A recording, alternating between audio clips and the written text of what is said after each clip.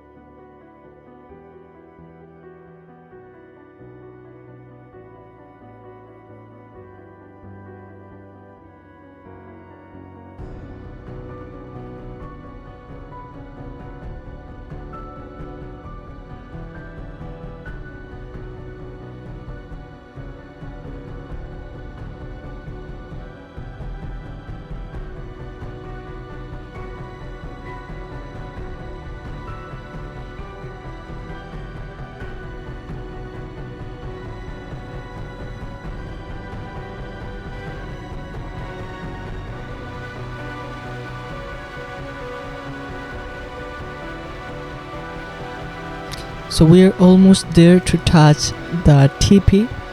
In my broker, I am almost there to touch the TP, and the market is going really up, touching our zone. And yes, it's going crazy. We're waiting for the TP.